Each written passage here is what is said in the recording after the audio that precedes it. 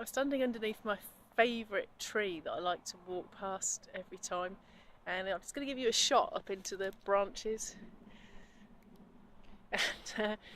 what strikes me on this beautiful, sunny, glorious morning between Christmas and New Year is how this tree sort of, on one level, appears not very alive, in the sense that there's not growth, although actually because of the very mild winter I can see buds on the tips of all the little branches. But what I was struck by looking at the silhouette of the branches against the skies, if you take the central trunk behind me here, this huge pillar of life with its roots sunk into the earth that we can't see, but we know there's this massive underground network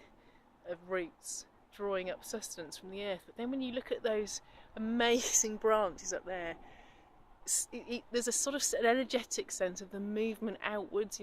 into branches that branch again and branch again and branch again, this surging outwards of life that wants to reach out into the atmosphere, into the environment, into growth, into being, into expression. And each one of those little tiny, it just goes on and on and on. If I follow a branch,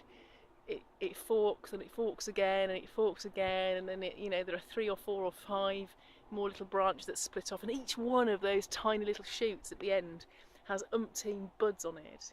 And when spring comes and the buds open, this tree is just going to be one mass of green leaves, and you won't be able to see anymore all that underlying structure that's carrying the life from the trunk here up from the earth outwards. But when there's no foliage on the tree, you just get such a sense of how life happens, drawing up sustenance from under the ground, we can't even see it, up through the trunk and then outwards, and forming this huge sort of network of little branches of these channels of life that are reaching outwards, ever expanding out into growth, into life, and bearing life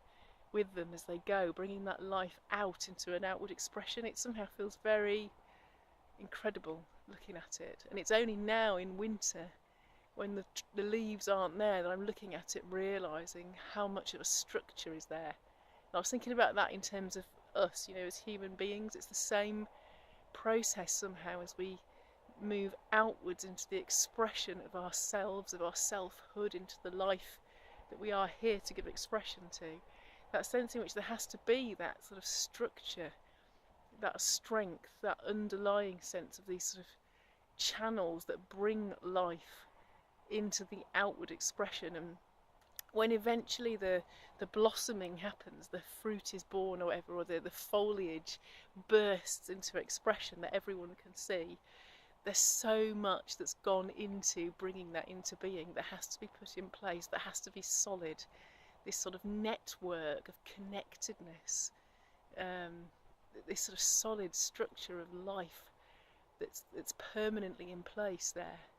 through the seasons, that bears its fruit in season, that brings forth new life and new growth, but it's there all the time. It just feels incredible and very beautiful somehow to be struck by that. Don't know if any of that makes sense, but I'm just being with it today. It feels very lovely. Take care and Happy New Year.